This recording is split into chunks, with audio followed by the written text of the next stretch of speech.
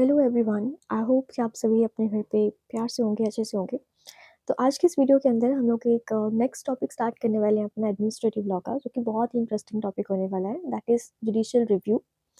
क्योंकि administrative authorities जो हैं उनको बहुत सारी पावर्स दे दी जाती हैं, तो इस वजह से उनकी अथॉरिटीज़ जो हैं उनको कंट्रोल करने के लिए, उनकी पावर्स को कंट्रोल करने के लिए और चेक करने के लिए कि कहीं वो अपनी पावर्स का गलत इस्तेमाल तो नहीं कर रहे, तो उसके लिए जुडिशियल रिव्यू करा जाता है। तो जुडिशरी के पास में पावर दिया जाता है कि वो उनकी पावर्स को रिव्यू कर सकते हैं। मतलब काफ़ी सारे लॉ स्टूडेंट्स जो हैं उनको पता ही होगा कि जुडिशियल रिव्यू क्या होता है। लेकिन अगर आपको नहीं पता है तो कोई नहीं, हम अच्छे से तरीके से इसको स्टार्टिंग से बिल्कुल कवर करेंगे। इसकी इंट्रोडक्शन पढ़ेंगे, फिर इसका स्कोप पढ़ेंगे कि कितने क्या हद तक ये अपनी पावर्स को यूज़ कर सकते हैं, इसका स्कोप क्या है एंड किन ग्राउंड्स के ऊपर जुडिशियल रिव्यू करा जा सकता है। तो मेजरली देयर आर 4 टाइप्स, कि 4 ग्राउंड्स हैं इसके। एंड जो लास्ट वाला ग्राउंड है उसके फर्दर सब पार्ट्स दिए गए हैं, 7 टाइप्स हैं उसमें। तो वो भी हम बहुत ही ईज़ी तरीके से कवर करेंगे एंड सबसे लास्ट के अंदर हम इसमें केस लॉज़ भी कवर कर लेंगे, ताकि हमारा एग्ज़ामिनेशन पॉइंट ऑफ व्यू से प्रॉपर आंसर यहाँ पे हमारे पास में तैयार हो जाए, ताकि हमें इधर-उधर ना भटकना पड़े, अलग-अलग सोर्सेज़ ना देखने पड़े, सभी चीज़ें आपको एक ही जगह पर मिल जाएँ। तो उस वजह से मैं आपके लिए एक वीडियो लेकर आई हूँ। तो सब कुछ इस वीडियो के अंदर हम कवर करने वाले हैं। तो आई होप कि आप सभी रेडी होंगे वीडियो में आगे बढ़ने के लिए। तो चलिए बिना किसी देरी के आज की वीडियो को स्टार्ट करते हैं जुडिशियल रिव्यू के ऊपर।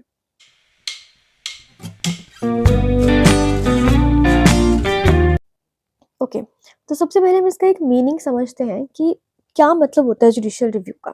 जुडिशियल रिव्यू जो है ये कोर्ट्स की पावर है। कोर्ट्स को एक पावर दिया जाता है कि वो लेजिस्लेचर के, एग्जीक्यूटिव के और एडमिनिस्ट्रेटिव अथॉरिटीज़ के जो भी एक्शंस हैं, उनको एग्ज़ामिन कर सकते हैं। तो ये कोर्ट्स की पावर है कि वो एग्ज़ामिन कर सकते हैं लेजिस्लेटर के, एग्जीक्यूटिव के एंड एडमिनिस्ट्रेटिव अथॉरिटीज़ के एक्शंस को, और उनको इनवैलिड डिक्लेयर कर सकते हैं अगर तो वो अनकॉन्स्टिट्यूशनल है या फिर इल्लीगल है या फिर आर्बिट्रेरी है या अनरीज़नेबल है। तो इन दैट केस वो उनको इनवैलिड भी डिक्लेयर कर सकते हैं या फिर वॉइड भी डिक्लेयर कर सकते हैं। इस तरीके से ये एक ऐसा मैकेनिज्म है जहाँ पे कि कोर्ट्स रेगुलेट करते हैं और कंट्रोल करते हैं about the functioning of the administration, कि किस तरीके से एडमिनिस्ट्रेशन फंक्शन कर रही है, उसको कंट्रोल करना, उसको रेगुलेट करने का काम होता है जुडिशियल रिव्यू में कोर्ट्स के पास। अब आता है इसका मेन पर्पस क्या है, कि क्यों ये जुडिशियल रिव्यू जो है वो लाया गया। ये जो जुडिशियल रिव्यू है ये इसलिए लाया गया ताकि ये जो एडमिनिस्ट्रेटिव पावर्स हैं उनका मिसयूज़ को रोका जा सके और उनकी जो आर्बिट्रीनेस है उसको प्रिवेंट करी जा सके। क्योंकि मैंने जैसे स्टार्टिंग में आपको बताया था कि क्योंकि बहुत सारी पावर्स दे दी जाती हैं पब्लिक अथॉरिटीज़ के पास में, तो उन पावर्स का कहीं वो मिसयूज़ ना करे, कहीं वो आर्बिट्री यूज़ ना करे उन पावर्स का। तो इस वजह से जुडिशियल रिव्यू करना ज़रूरी हो जाता है, ताकि वो अपनी जो उनको लिमिट्स दी गई हैं कॉन्स्टिट्यूशन की या फिर लॉ की, उसी के अंदर ही एक्ट करें। इसके साथ-साथ उनके फेयरली, रीज़नेबली और पब्लिक के इंटरेस्ट में काम करें। तो ऐसे इस वजह से भी जो जुडिशियल रिव्यू है उसको करा जाता है। अब आगे बात करते हैं कि इसका स्कोप क्या है जुडिशियल रिव्यू का। तो बेसिकली अगर अब देखा जाए तो इसका स्कोप बहुत बड़ा है। काफ़ी सारे पावर्स दिए गए हैं कोर्ट के पास, अलग-अलग मीन्स के थ्रू वो जुडिशियल रिव्यू कर सकते हैं। तो क्योंकि जैसे-जैसे हमारी जो वेलफेयर स्टेट है वो ग्रो होती जा रही है, बहुत ज़्यादा पावर्स दिए जाते हैं एडमिनिस्ट्रेटिव अथॉरिटीज़ को, और वो पावर्स भी किस तरीके के हैं, डिस्क्रिशनरी पावर्स हैं। डिस्क्रिशनरी पावर्स का मतलब क्या होता है कि वो अपने आप ही खुद से देखें, जहाँ पर भी उनको लगता है कि सूटेबल है, तो उसके अकॉर्डिंग वो एक्शंस ले सकते हैं। So that is known as कि उनके पास डिस्क्रिशनरी पावर्स हैं। And such powers are often exercised on the subjective satisfaction, कि उनके खुद की सैटिस्फैक्शन के ऊपर डिपेंड करता है कि उनको एक्शन लेना है कि नहीं लेना। तो इस वजह से ये बहुत ज़्यादा नेसेसरी हो जाता है कि उनकी पावर्स को वो आर्बिट्री यूज़ ना करें या फिर अब्यूज़ ना करें अपनी अथॉरिटीज़ उन पावर का। तो जुडिशियल रिव्यू वहाँ पे नेसेसरी हो जाता है। अब देखते हैं कि इस जुडिशियल रिव्यू जो है वो किस तरीके से करा जा सकता है। जुडिशियल रिव्यू जो है वो एडमिनिस्ट्रेटिव एक्शंस के ऊपर रिट्स के थ्रू करा जा सकता है, अपील फाइल करी जा सकती है, या फिर रेफरेंस दिया जा सकता है कोर्ट्स के पास में, या इंजंक्शंस इशू करे जा सकते हैं, डिक्लेरेशंस इशू करे जा सकते हैं, या फिर सूट्स इशू करे जा सकते हैं। और इन सारे ही मीन्स में से जो सबसे ज़्यादा कॉमनली यूज्ड मीन्स है वो क्या है, रिट जुरिस्डिक्शन, जो कि सुप्रीम कोर्ट के पास और हाई कोर्ट के पास होता है। To form the core of it is the core of the judicial review in India. Writs issue करके हम बहुत ईज़ी तरीके से जो कोर्ट्स के पास जा सकते हैं, अगर उनको हमारे कोई भी राइट्स वायलेट हो रहे हैं, किसी भी एडमिनिस्ट्रेटिव अथॉरिटी की आर्बिट्रीनेस की वजह से या मिसयूज़ ऑफ पावर की वजह से, तो हम डायरेक्टली कोर्ट्स को अप्रोच कर सकते हैं। अब सुप्रीम कोर्ट को भी अप्रोच कर सकते हैं और हाई कोर्ट को भी अप्रोच कर सकते हैं। तो सुप्रीम कोर्ट को कहाँ पर हम अप्रोच कर सकते हैं, कहाँ लिखा है ऐसा? सो that is given under article 32, जो कि है writ jurisdiction of the supreme court. तो ये बहुत ही ज़्यादा इम्पोर्टेंट एक प्रोविज़न दिया गया है, हमारे फंडामेंटल राइट का भी ये पार्ट है, जहाँ पे डॉक्टर बी आर अम्बेडकर ने कहा था कि ये जो राइट है हमारा fundamental, this is the heart and soul of the fundamental rights, ठीक है? Heart and soul of the constitution. तो ये जो राइट है हमें सिटीजन्स को राइट देता है कि हम डायरेक्टली सुप्रीम कोर्ट को अप्रोच कर सकते हैं in case of the infringement of our fundamental rights. So this is a right itself is a fundamental right, जैसे कि मैंने आपको बता ही दिया, और ये बेसिक स्ट्रक्चर ऑफ कॉन्स्टिट्यूशन का भी पार्ट है, मतलब कि इसको कोई भी किसी भी तरीके से हटा नहीं सकता है इस प्रोविजंस को। एंड ये एम्पावर करता है कि सुप्रीम कोर्ट को कि वो रिट्स इशू कर सकते हैं, ऑर्डर्स इशू कर सकते हैं, डायरेक्शंस इशू कर सकते हैं, और supreme court as a protector act करता है एंड गारंटर एक्ट करता है ऑफ द फंडामेंटल राइट्स। लेकिन ये जो फंडामेंटल राइट्स हमें 32 आर्टिकल के अंदर जो सुप्रीम कोर्ट को रिट्स इशू करने की पावर्स दिए गए हैं, इसका स्कोप थोड़ा लिमिटेड है। ये सिर्फ फंडामेंटल राइट्स के रिलेटेड ही हम कोर्ट्स को अप्रोच कर सकते हैं अंडर आर्टिकल 32। बाकी के मैटर्स के लिए किसको अप्रोच करेंगे फिर? तो बाकी के मैटर्स हम जाते हैं फिर हाई कोर्ट के पास। So that is under article 226, कि जहाँ पर कि हाई कोर्ट के पास में भी सेम पावर्स हैं कि वो डायरेक्शंस इशू कर सकते हैं, ऑर्डर्स इशू कर सकते हैं, रिट्स इशू कर सकते हैं। फंडामेंटल राइट्स को इन्फोर्स करने के लिए कर सकते हैं, साथ के साथ में अदर पर्पस के लिए भी कर सकते हैं। तो इसका जो स्कोप है ये वाइडर है देन द अदर आर्टिकल 32, ठीक है? तो हाई कोर्ट्स के पास में पावर है कि वो एडमिनिस्ट्रेटिव, एग्जीक्यूटिव और क्वासी जुडिशियल एक्शंस को रिव्यू कर सकते हैं, और ये ब्रॉडर और ज़्यादा फ्लेक्सिबल रेमेडी है अदर देन द आर्टिकल 32। अब हम आगे बात करते हैं। तो आई होप कि आपको यहाँ तक इंट्रोडक्शन और स्कोप वगैरह जो है सब समझ में आ गया होगा। आगे बढ़ते हैं इसके ग्राउंड्स की तरफ कि कौन-कौन से ऐसे ग्राउंड्स हैं जहाँ पर कि जुडिशियल रिव्यू करा जा सकता है। तो नॉर्मली अगर हम देखें तो हेबस कॉर्पस और क्वो वारंटो जो रिट्स हैं, इनको सिर्फ स्पेसिफिक सिचुएशंस में यूज़ करा जाता है। देखो, हमने पढ़ा है कि रिट्स जो है 5 टाइप्स की होती हैं, तो उसमें से जो हेबस कॉर्पस और क्वो वारंटो जो रिट है, that is right to produce the body, and quo warranto कि आपके पास में क्या वारंट है, किस अथॉरिटी के साथ आप अपनी इस पावर्स को एक्सरसाइज कर रहे हो। सो दैट इज़ कि ये दोनों जो रिट्स हैं, इनको सिर्फ स्पेसिफिक सिचुएशंस में कन्फाइन करा जाता है। बट जो ये रेट है सर्शियरी की और मैंडुमस की, कि किस अथॉरिटी के साथ, ठीक है, कि आप ये चीज़ कर रहे हो तो आपके पास में क्या राइट है इसको ऐसा करने का। सो दैट इज़ कि सर्शियरी एंड मैंडुमस जो रिट्स हैं, ये बहुत ही कॉमनली यूज रिट्स हैं in in the matter of controlling the administrative actions. अब इन्हीं रिट्स को इशू करते हुए सबसे पहले हम इसके अंदर ग्राउंड पढ़ने वाले हैं, that is the error of jurisdiction. Jurisdictional error या एरर ऑफ जुरिस्डिक्शन, कुछ भी आप कह सकते हैं। तो जैसे कि इसके नाम से ही पता चल रहा है कि जहाँ पर कोई भी एडमिनिस्ट्रेटिव अथॉरिटी अपनी जुरिस्डिक्शन उसको डिफाइन करी गई है, उसको एक्सीड कर रही है, या फिर विद इन दैट जुरिस्डिक्शन काम नहीं कर रही, मना कर रही है कि मैं नहीं लूंगी इन एक्शंस को, तो इन दैट केस वो क्या माना जाएगा, that will be a ground of the judicial review, और वो आ जाता है एरर ऑफ जुरिस्डिक्शन के अंदर। अब इसको थोड़ा-सा डिटेल में हम समझते हैं कि हमने एक्चुअल में लिखना किस तरीके से एग्जामिनेशन के अंदर। सो देखो, जो फंडामेंटल प्रिंसिपल है एडमिनिस्ट्रेटिव लॉ का, वो क्या है कि कोई भी अथॉरिटी जो पावर्स उसको कॉन्फर करी गई हैं लॉ के द्वारा, उससे एक्सीड नहीं यूज़ कर सकती अपनी पावर्स को। अपने पावर्स को उससे बियॉन्ड यूज़ नहीं कर सकती। एंड जुडिशियल रिव्यू इसी प्रिंसिपल के ऊपर बेस्ड है, upon the ground of jurisdictional error. तो ये क्या कहता है, जुरिस्डिक्शनल एरर जो है वो तब आती है जब या तो कोई भी एडमिनिस्ट्रेटिव अथॉरिटी बिना किसी जुरिस्डिक्शन के एक्ट कर रही है, कि मतलब जैसे मान लो उसकी जुरिस्डिक्शन उसको दी गई है, उससे एक्सीड करके अपने पावर्स को यूज़ कर रही है, जो उसको डिफाइन ही नहीं करेगी किसी एक्ट के अंदर, बट फिर भी वो उन पावर्स को एक्सरसाइज कर रही है, तो उसके जुरिस्डिक्शन के अंदर नहीं आते। सेकेंड इसमें केस हो सकता है, it exceeds the limits of its jurisdiction, कि जितनी उसको लिमिट दी गई है उसको एक्सीड करते हुए वो अपनी जुरिस पावर्स को यूज़ कर रही है। थर्ड इसमें होता है कि जितनी उसको जुरिस्डिक्शन दी गई है, वो उसको यूज़ ही नहीं कर पा रही। वो फेल हो रही है to exercise the jurisdiction vested in it. So such an error strikes and renders its actions invalid. तो ऐसे जो मतलब एक्शंस होंगे, ऐसी जो एरर होगी इन तीनों में से कोई भी केस की, तो उसमें अगर कोई एक्शन लिया जाता है, तो वो एक्शंस क्या हो जाएँगे? इनवैलिड हो जाएँगे। अब नेक्स्ट आता है कि कौन-कौन सी ऐसी सिचुएशंस हो सकती हैं जहाँ पर ये जुरिस्डिक्शनल एरर अराइज़ होती है। तो उसमें देखो 4 केसेस हो सकते हैं। पहला इसमें आता है lack of subject matter jurisdiction.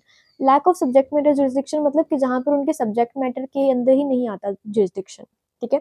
उनके जुरिस्डिक्शन में ही पर्टिकुलर सब्जेक्ट मैटर नहीं आ रहा है, तो इन दैट केस उनके पास में कोई भी अथॉरिटी नहीं है कि वो उस सब्जेक्ट मैटर के ऊपर अपना डिसीजन दे सकें या पावर्स को एक्सरसाइज कर सकें, तो that will be also covered in the jurisdictional error. Second type इसमें आ सकता है टेरिटोरियल और पर्सनल जुरिस्डिक्शन। टेरिटोरियल और पर्सनल जुरिस्डिक्शन का मतलब क्या है कि जहाँ पर उनके एक पर्टिकुलर टेरिटरी है, पर्टिकुलर एक एरिया है, सिर्फ वहीं पर ही अपनी पावर्स को वो एक्सरसाइज कर सकते हैं। अगर वो उससे एक्सीड कर रहे हैं पावर्स को, तो इन दैट केस वो टेरिटोरियल जुरिस्डिक्शनल एरर में आ जाएगा। पर्सनल जुरिस्डिक्शन एरर का मतलब क्या है कि पर्टिकुलर पार्टीज के ऊपर वो एक्सरसाइज कर सकते हैं पावर्स, और अगर उससे अलावा किसी और पार्टी के ऊपर एक्सरसाइज करते हैं तो वो पर्सनल जुरिस्डिक्शनल के अंदर आ जाएगा, पर्सनल जुरिस्डिक्शन ऑफ एरर के अंदर आ जाएगा। थर्ड इसमें आता है फेलियर टू एक्सरसाइज जुरिस्डिक्शन, जैसा हम पहले ही पढ़ चुके हैं। एंड सेकंड इसमें आता है, लास्ट इसमें आता है इम्प्रॉपर कॉन्स्टिट्यूशन ऑफ अथॉरिटी, कि जहाँ पर अथॉरिटी जिसपे कॉन्स्टिट्यूट करेगी है, उनकी कॉन्स्टिट्यूशन ही इम्प्रॉपर तरीके से हुई है। लाइक से फॉर एग्जांपल कि एक पर्टिकुलर एक बोर्ड है या पर्टिकुलर एक अथॉरिटी है, उसमें एक स्पेसिफाइड नंबर ऑफ पीपल होने चाहिए थे, तभी वो वैलिड मानी जाएगी। अगर उससे कम है तो इन दैट केस वो वैलिड ही नहीं होगी। तो ये वो इस चीज़ की बात हो रही है, उस कॉन्स्टिट्यूशन की बात हो रही है यहाँ पे, कि उसकी जो कॉन्स्टिट्यूशन है कि उसमें जो मेंबर्स हैं, अगर वही कम है या ज़्यादा हो गए हैं और उस तरीके से अगर उसको कॉन्स्टिट्यूट करा गया है, तो उसके पास भी कोई भी जुरिस्डिक्शन नहीं है टू एक्ट। नेक्स्ट आता है consent cannot lack the cure of jurisdiction. ऐसा नहीं है कि आप किसी का कंसेंट ले लो कि भाई मैंने तो पूछ कर इनसे ऐसा करा, इनके कंसेंट के साथ मैंने अपनी पावर्स को एक्सरसाइज करा। बेशक मान लो कि कोई अथॉरिटी है, कोई एक अथॉरिटी है और उसके पास में पावर्स नहीं है एक पर्टिकुलर एरिया के अंदर, लेकिन उन्होंने कहा कि मैंने तो इनके कंसेंट के साथ ही ये डिसीजन लिया, इन्हीं के कंसेंट के साथ मैंने रूल्स बनाए, इन्हीं के कंसेंट के साथ मैंने पावर्स को एक्सरसाइज करा, तो वो कोई एक्सक्यूज नहीं हो सकता जुरिस्डिक्शनल एरर का। तो ये चीज़ यहाँ पे बोली गई है। नेक्स्ट इसके अंदर आता है second ground, that is the non application of mind. So non application of mind का मतलब क्या है कि जहाँ पर कोई भी एक पर्टिकुलर अथॉरिटी अपने माइंड का यूज नहीं करती, जो भी उसके पास में रेलिवेंट फैक्ट्स वगैरह रखे जा रहे हैं, जो भी एविडेंसेस रखे जा रहे हैं, वो उनको इग्नोर करते हुए एक पर्टिकुलर एक स्टिक ही हो गई है कि मैंने यही एक रूल्स फॉलो करने हैं, और हर एक पर्सन के ऊपर, हर एक मैटर के ऊपर वो वही रूल्स को अप्लाई करती जा रही है, तो that will be covered under the non application of mind. फिर वो सिचुएशन क्या मान ली जाएगी कि वहां पर वो अपने माइंड को अप्लाई नहीं कर रहे। इसमें एक और सिचुएशन आ सकती है कि जहाँ पर वो किसी की डिक्टेशन के अंदर काम कर रहे हैं, कि मतलब कोई हायर अथॉरिटी उनको जैसे जैसे डिक्टेट कर रही है, वो उसी तरीके से अपने आप को, अपने एक्शंस को ले रहे हैं और अपना खुद का माइंड अप्लाई नहीं कर रहे।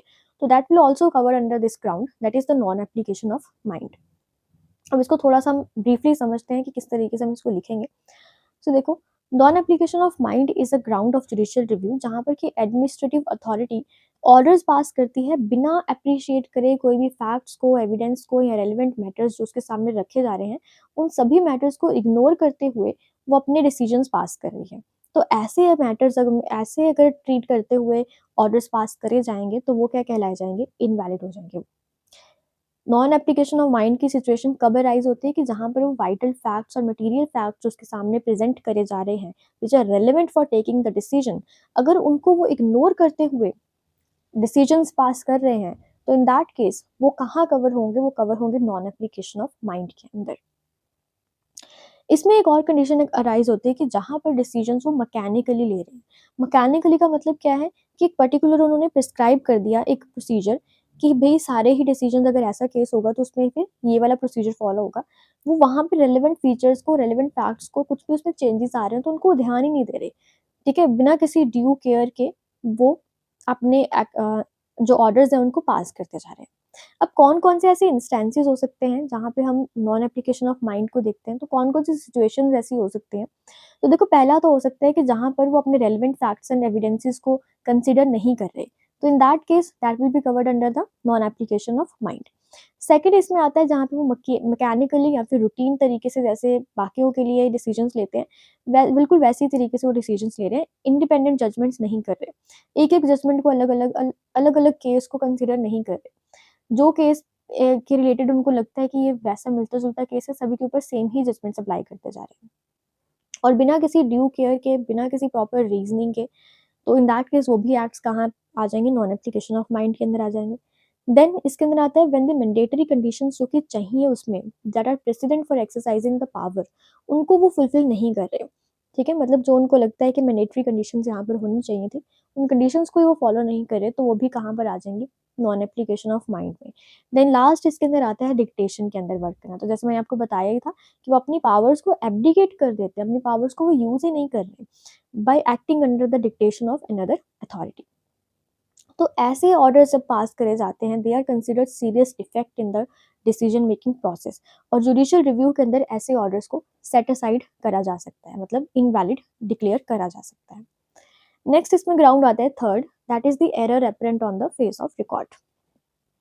अब देखो जैसे इसके नाम से ही पता चल रहा है, error apparent on the face of record, कि जो चीज़ हमें फेस ऑफ रिकॉर्ड से ही, मतलब सिंपली बस सामने रिकॉर्ड पड़े हैं, हमारे रिकॉर्ड्स को बस एक नज़र मारते ही हमें पता चल रहा है कि यहाँ पे कुछ ना कुछ एरर है, तो वो कहाँ कवर हो जाएंगे, वो इस ग्राउंड के अंदर कवर हो जाएंगे, error apparent on the face of record. लेकिन अगर हमें यहाँ पे प्रॉपर इन्वेस्टिगेशन करनी पड़ रही है, कोई और एविडेंसेस लगाने पड़ रहे हैं, या फिर साथ में कुछ और फर्दर इसको डिस्क्राइब करना पड़ रहा है, तो इन दैट केस वो यहाँ पे कवर नहीं होंगे। इसमें बेसिकली सिर्फ वही कवर होंगे कि जहाँ पे हमने रिकॉर्ड्स को एक बार देखा और वहाँ पे देखते हुए पता चल गया कि यहाँ पे कुछ ना कुछ एरर है, तो इन दैट केस वो इस ग्राउंड के अंदर आ जाएंगे और जुडिशियल रिव्यू के और उन एक्शंस को रिव्यू करा जा सकता है और फिर क्वैश भी करा जा सकता है, मतलब सेट असाइड भी करा जा सकता है।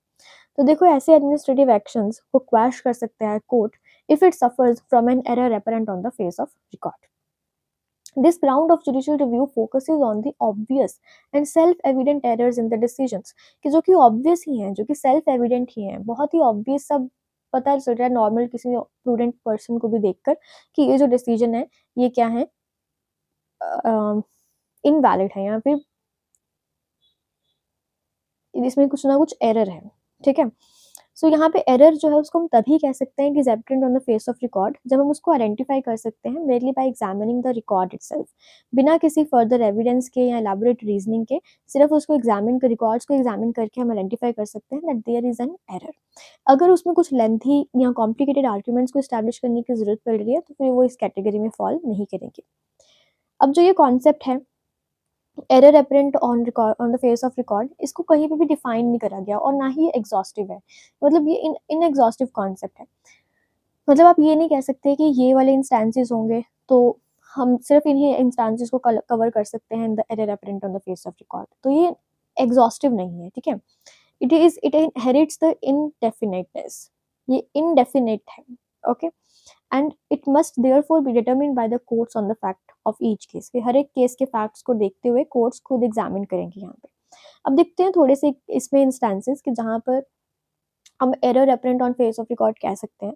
तो फर्स्ट इसमें आता है मिस रिप्रेजेंटेशन या फिर miss interpretation of the relevant statutory provisions, कि जो भी रेलिवेंट स्टैट्यूटरी प्रोविजंस हैं अगर उनको मिस रिप्रेजेंट कर दिया या इंटरप्रेट ही अच्छे तरीके से नहीं करा, तो फिर वो कहाँ कवर होंगे, वो कवर होंगे इसी इंस्टांस के अंदर, that is the error apparent on the face of record.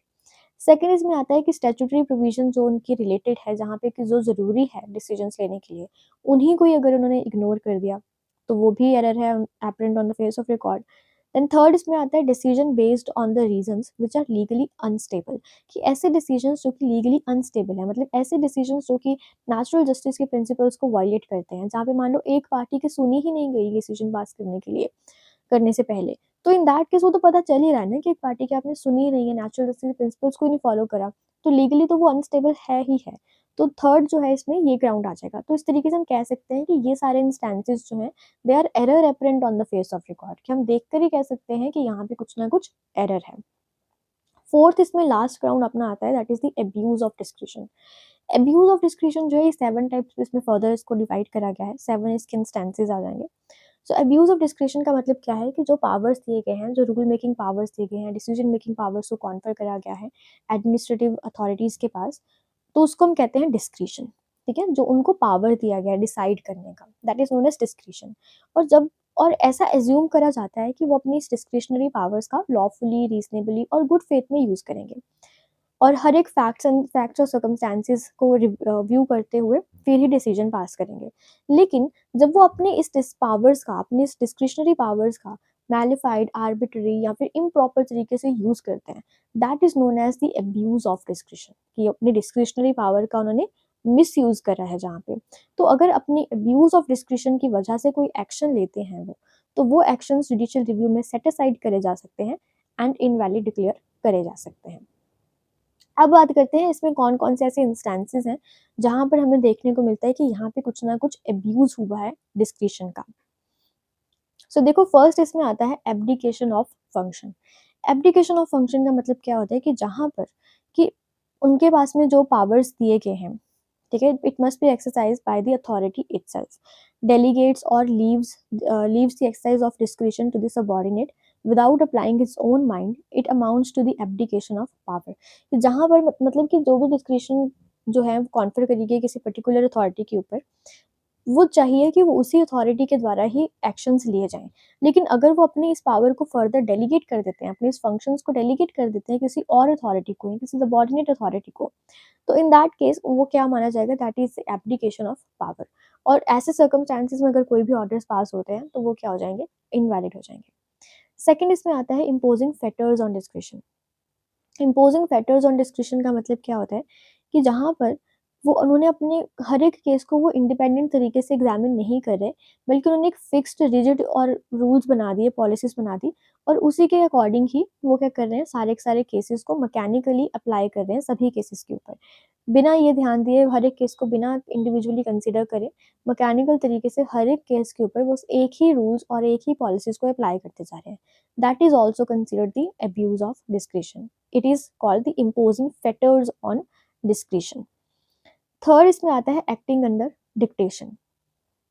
Acting under dictation का मतलब क्या होता है कि जहां पर वो किसी की डिक्टेशन के अंदर काम कर रहे हैं, मतलब हर एक डिस्क्रिशनरी पावर जो दिया गया है किसी भी अथॉरिटी को, वो इंडिपेंडेंट तरीके से एक्सरसाइज करेगा सिर्फ वही अथॉरिटी।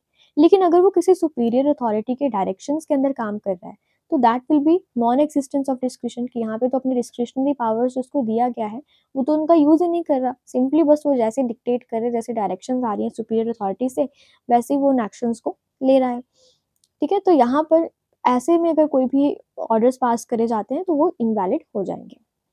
फोर्थ इसमें आता है unreasonable exercise of power. Unreasonable exercise of power का मतलब क्या है कि कोई भी पावर्स, जब डिस्क्रिशनरी पावर्स दिए जाते हैं किसी भी अथॉरिटी को, तो वो रीजनेबली एक्सरसाइज करे जाने चाहिए उस अथॉरिटी के द्वारा। रेलिवेंट सर्कमस्टांसेस को ध्यान में रखते हुए अथॉरिटी अपने रीजनेबलनेस के साथ डिसीजंस पास करे। अपने खुद के पर्सनल चॉइसेस या पर्सनल विम्स के अकॉर्डिंग वो डिसीजंस पास नहीं कर सकते, और अगर वो अपने करते हैं ऐसे एक्शंस को, तो इन दैट केस वो क्या कंसीडर करें करे जाएंगे, अल्ट्रा वायर्स। अल्ट्रा वायर्स मतलब कि अपनी वो एक्सीड कर रहे हैं अपने पावर्स को, और इसको कंसीडर करा जाएगा as the abuse of discretion, और वो इनवैलिड हो जाएंगे। तो ये हो गया unreasonable exercise of power. Fifth इसमें ग्राउंड आता है arbitrary action. So arbitrary action का मतलब क्या है कि जहाँ पर मतलब आर्बिट्री भी वही होता है कि नॉन डिस्क्रिमिनेटरी तरीके से या नॉन आर्बिट्री मैनर में या फेयर तरीके से, अगर मान लो, सॉरी मैंने उल्टा बोल दिया, तो फेयर, नॉन आर्बिट्री और नॉन डिस्क्रिमिनेटरी नेचर होना चाहिए एडमिनिस्ट्रेटिव पावर्स का। अगर वो अपने पावर्स को डिस्क्रिमिनेटरी तरीके से या फिर आर्बिट्री तरीके से अगर वो अपने पावर्स को एक्सरसाइज कर रहे हैं, और ऐसे एक्शंस जो है कोर्ट के द्वारा स्ट्रक डाउन करे जा सकते हैं, बिकॉज वो जो है प्रिंसिपल्स ऑफ नेचुरल जस्टिस के अगेंस्ट होते हैं। तो आर्बिट्री एक्शंस अगर लिए जा रहे हैं तो इन दैट केस वो भी इनवैलिड होंगे। सिक्स इसमें आता है मैलिफाइड exercise of power. Malafide exercise of power का मतलब क्या है कि हर एक पावर जो है, डिस्क्रिशनरी पावर जो भी उसके पास है, वो बोनाफाइड होनी चाहिए, नहीं तो वो इलीगल हो जाएंगे ऐसे एक्शंस। और अगर मैलिफाइड तरीके से पावर को एक्सरसाइज करा जा रहा है, डिसीजंस को लिया जा रहा है, तो इन दैट केस वो क्या हो जाएंगे, वॉइड हो जाएंगे। लास्ट इसमें आता है कलरेबल एक्सरसाइज ऑफ पावर। तो इन पे कई बार शॉर्ट नोट भी आ जा रहा है, तो थोड़ा सा ध्यान से समझ लेना इस कॉन्सेप्ट को, बहुत ईजी सा है।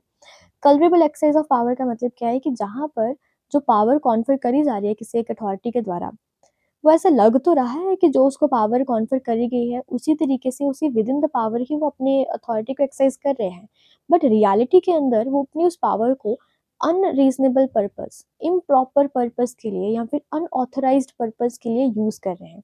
दैट इट मीन्स कि वो कलरेंस ऑफ या प्रिटेंस ऑफ लीगैलिटी में अचीव कर रहे हैं कुछ नॉन परमिटेड एक्शंस को।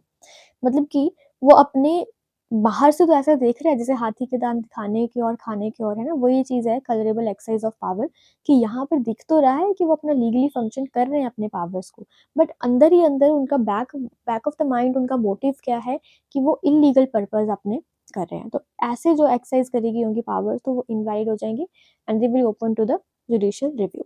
सो विद दिस हमारे सारे के सारे जो ग्राउंड्स हैं जुडिशियल रिव्यू के वो सारे कवर हो जाते हैं। अब हम बात कर लेते हैं इसके रिलेटेड केस लॉज़ की। तो बहुत ही ईज़ी से केस लॉज़ हैं। देखो सबसे पहला तो केस लॉ यही आ जाएगा कि जुडिशियल रिव्यू जो है बेसिक स्ट्रक्चर का पार्ट है और बेसिक स्ट्रक्चर डॉक्ट्रिन कहाँ पे आया था, कौन से केस में आया था, सभी लॉ पर्सन्स को अब तक पता चल ही गया होगा, सारे लीगल स्टूडेंट्स जो भी हैं। So that is the case of Kesavananda Bharati versus state of Kerala.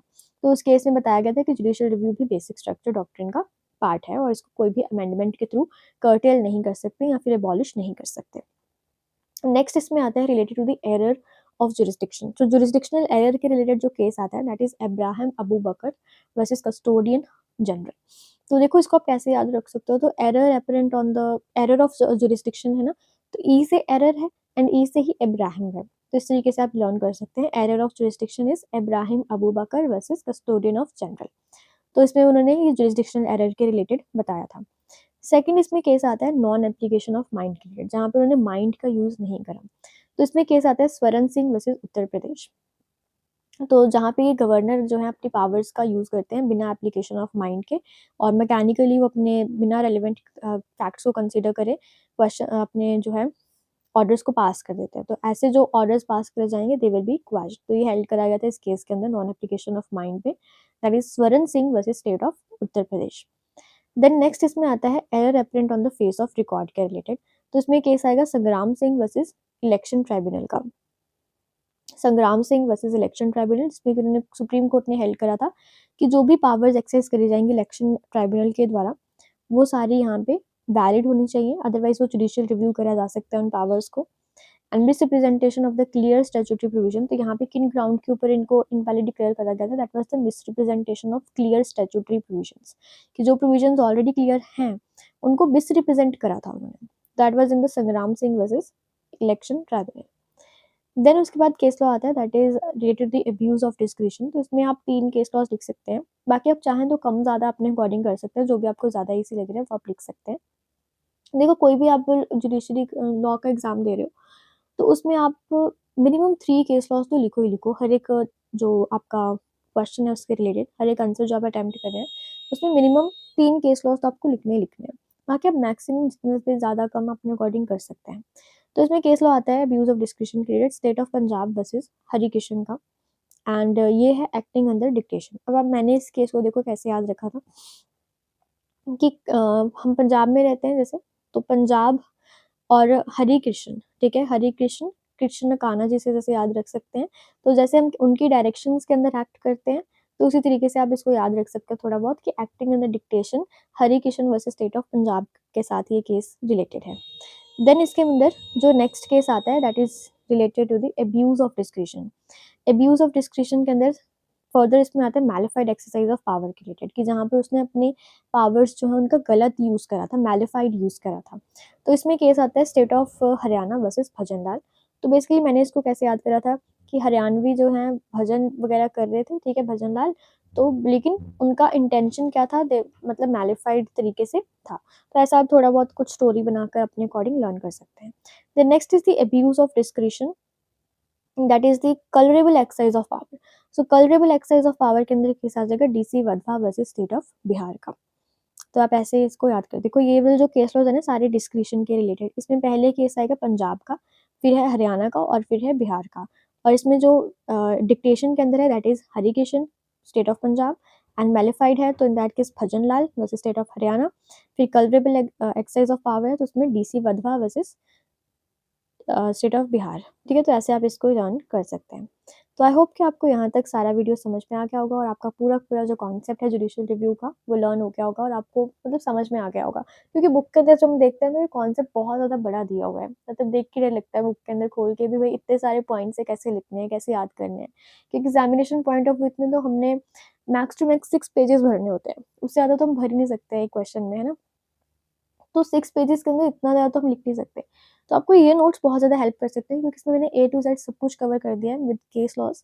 और अगर आपको मेरा वीडियो अच्छा लगा है तो in that case please hit the like button और चैनल को भी सब्सक्राइब कर दीजिएगा। और अगर आपको इसके रिलेटेड नोट्स एक्सेस करने हैं तो इन दैट केस आप मेरा टेलीग्राम चैनल चेकआउट कर सकते हैं, लॉ स्कूल डायरीज़। तो वहाँ पे मैंने प्रॉपर अच्छे तरीके से एक्सप्लेन करा हुआ है कि आपको सारे के सारे नोट्स वहाँ पर मिल जाएँगे। जो भी नोट्स मैं यहाँ पर दिखा रही हूँ आपको इस वीडियो के अंदर, तो वो आप नोट्स वहाँ पे जस्ट टॉपिक का नेम सर्च करिएगा टेलीग्राम चैनल पर और उसके साथ एसएस नोट्स लिख दीजिएगा। और जैसे आप एसएस नोट्स करके लिखेंगे तो जो भी मैंने फाइनल नोट्स अपने एग्ज़ाम में पढ़े थे, तो वो आपके सामने आ जाएँगे। और जो मैं आपको यहाँ पे वीडियो में दिखा रही हूँ, ये भी नोट्स आपको वहीं से मिल जाएँगे। तो सिंपली आप वहाँ से free of cost PDF download कर सकते हैं या अपना एग्ज़ामिनेशन में रिवीज़न कर सकते हैं। तो बाकी अगर आपको कोई भी और डाउट है तो इन दैट केस आप मुझे कमेंट बॉक्स में लिख सकते हैं। और वीडियो अगर आपको अच्छी लगी है तो लाइक ज़रूर करिएगा और चैनल को सब्सक्राइब कर लीजिए ऐसे ही वीडियोज़ के लिए। तो तब तक के लिए बाय बाय, टेक केयर। मिलते हैं नेक्स्ट वीडियो के अंदर।